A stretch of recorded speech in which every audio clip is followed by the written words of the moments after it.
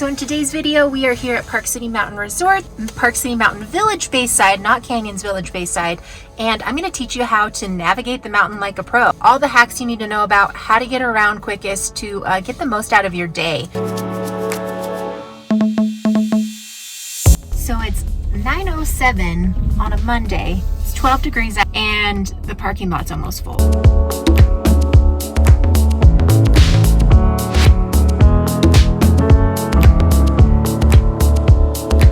So the very first thing that I do before I come to the mountain in the morning is I check the Epic Mix app. I also check the weather. So I'll go on to weather.gov and I'll check the weather for the day, or I'll even check it the night before. And I'll also look at our local forecasters, what the report is for, say, the day. And his name is Evan Thayer, and you can find his forecast on Open Snow, and it'll be for Utah. And he'll basically talk about what kind of upcoming storms we have, what the temperature will be like, if it's a first chair day, if it's a last chair kind of day, when the next POW storm will come, if it's going to be, dry and sunny for the next couple of weeks. So I always check that forecast. And then I always check the Epic Mix forecast because I want to know what lifts are open, what trails are open, what runs are groomed if it's not a powder day, and if they opened any new terrain for the day. I'll also check Park City's social media, which is PC Ski on Instagram, and same on their Twitter account, because they often update how much snow we got overnight, how many trails we have run, what our base is. And so I make sure that I check all of that before I actually go skiing, because I want to plan my day. Do I want to snowboard for the day, or do I want to ski? I'm an expert snowboarder, so I really prefer riding POW, steep and deep stuff, and I'm like an intermediate skier. So I want all the blue runs, I want to be a happy blue skier, and I actually don't like skiing when it's super crowded or during holidays because I don't trust other people. And I just feel like I don't like people near me or around me that I can't see and don't trust. So some days I'll be like, oh, it's a great day to, put the skis on and just do blue runs all day. Or if it's an awesome powder day, or we had an awesome powder day and I can do a hike or something like that, then I'll put the board on and I'll go rip some POW.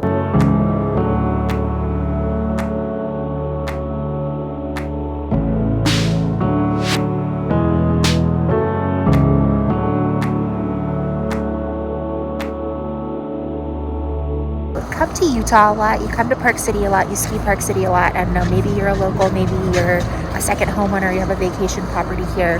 But another thing to opt into is the Summit County text messages, and they actually alert you if Deer Valley's parking lot is full, or if Park City Mountain lot is full, or Canyons Village, and they'll say park at the high school or take free public transit.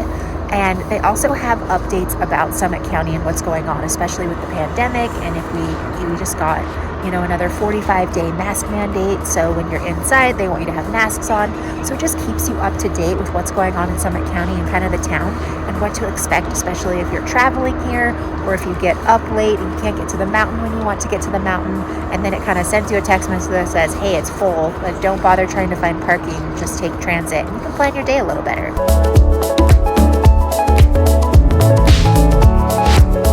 So Park City Mountain Resort is the only resort in the U.S. that actually has ski access to their main street. So I'm on a lift right now that's called Town Lift.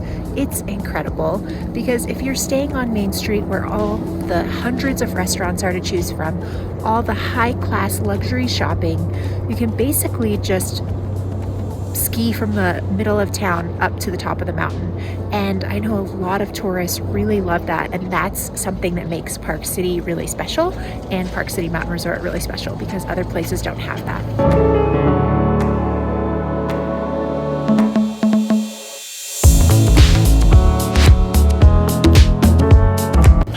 Now, when you're skiing at Park City, you need to remember that if you're not an advanced skier and you're a beginner or an intermediate skier, that skiing or snowboarding is just like driving a car. So don't stop in the middle of the runs. Why would you stop a car in the middle of the intersection? What would happen? You would get hit. Don't stop on the runs. If you have to stop on the side, and never stop below where somebody can't see you. So if there's a big roller, and you stop right below that, or stop behind a sign, or stop where somebody can't see you, your chances of getting hit are huge. So make sure if you have kids that they're not doing that.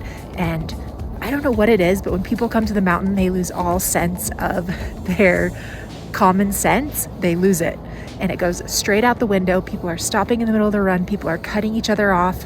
People will be on the right side of the run, and then they'll want to get to a run that's on the left side, so they'll cut in front of everybody across the run. And you have to remember that it's like traffic. So if you need to get to a run that's on the right side, you should probably be skiing on the right side and not the left side, and then having to cut across everybody. When you're passing snowboarders, pass them on the side that they can see you. Never pass them on their backside because they can't see you. And when you're a skier, you have way more motion with your neck.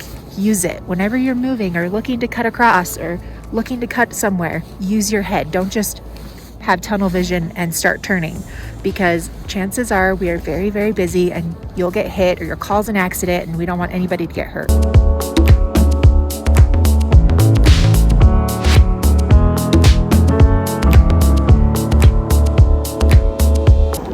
Riding the lift, the courteous thing to do is to ask the people on the lift if you can pull the bar down. Never just pull the bar down on top of people's heads, because on other lifts, not town lift, like there's no footrest on town lift, but all the other lifts have like these separation bars, and I call them skull crushers. And like if we're packed like sardines to a chair, these skull crushers either like smack you in the head or they smack you in the thigh. And tourists nonstop just like pull these down on top of your head. So if you're somebody who like needs to have the bar pulled down, the courteous thing to do would be just be like, hey guys, is it okay if we pull the bar down, and give people a heads up that you're pulling it down? Don't just pull it down on top of people. You'll have people really angry with you.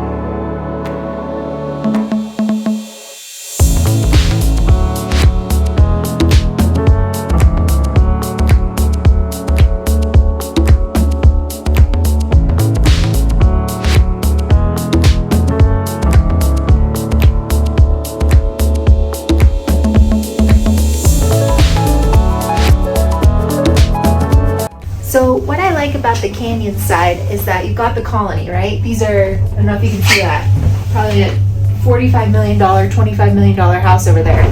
And it's ski in, ski out access. It's like Deer Valley. It's kind of like the Deer Valley of the canyons. And like I said before, I prefer the canyon side. I don't really prefer the Park City side. I think Park City has a lot more beginners, and it's a lot more crowded all the time. I think Canyons is not as crowded. It's more advanced terrain. You have narrower runs, so if you don't like narrow runs, tree skiing, then you may not like the canyon side as much. However, the kick is that most of the lodging and the good lodging and the condos and everything is at Canyons Village. But if you're a beginner skier, the better skiing is on the Park City Mountain Village side.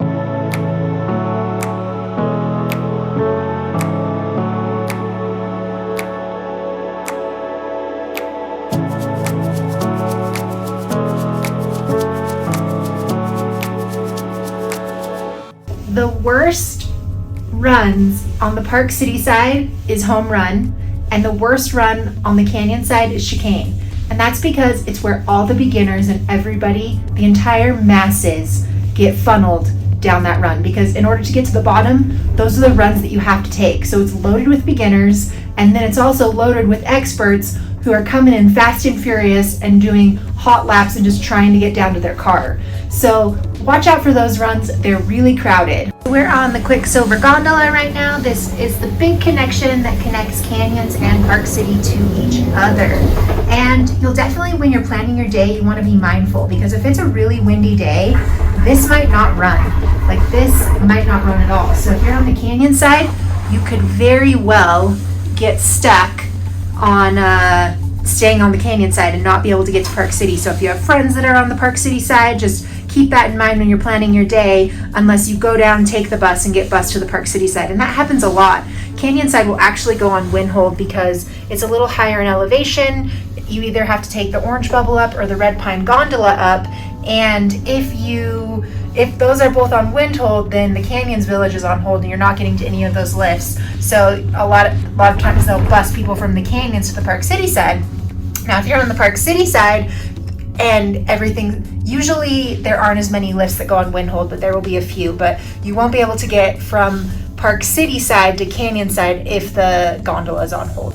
And when you're having a big long ski day, you really have to be mindful of Silverlode. It's a tourist trap and the lines can be super, super long there. Same with Tombstone on the Canyon side. So for dining options on the Park City side, you've got Legacy, you've got Corner Store, you've got Mid-Mountain Lodge, you have Summit House, and you have Miners Camp. On the Canyon side, you've got Red Pine. You also have all the restaurants that are in the Grand Summit hotels or any of those hotels like the Farm. You've also got Lookout Cabin.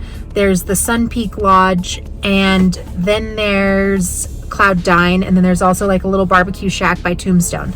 Now, something to note this year is because of the pandemic, because they're short-staffed, not all these places are open. So you need to look at that Epic Mix. You need to make a reservation to actually sit down and eat in the lodge. And if you're not vaccinated, they will not let you sit down and eat in the lodge. So I think the easiest way to show proof of vaccination is just take a picture of it on your phone, take a picture of your card on your phone, and then just save it to your phone as a favorite. Every time you go in, you can show them your vaccination card and they give you a little stamp on your hand. And they've also been kind of giving you a sticker on your pass so they don't have to always stamp your hand, but it's definitely not the same on each side. It's still kind of like either they're stamping your hand or asking for your card. But just know that not all dining options are open. You can probably go there to go to the bathroom, but just check the Epic Mix app. It'll tell you where you can actually eat and what reservations, where you can make a reservation. Also, the bathroom situation, we should definitely address the bathroom situation. So Canyons Village has no bathrooms anymore down by the cabriolet or the ticket office, which totally sucks. I don't know why they took those out. So if you have to go to the bathroom, you got to take the cabriolet up and go to the Village Center, and it's really inconvenient in my opinion. I think they need to bring those back. Now, if you're on the Park City side, they do have like portable restrooms on the first time chair. Otherwise, you got to go into a lodge or somewhere in the Village Center to hit the bathroom real quick or go before you leave the house.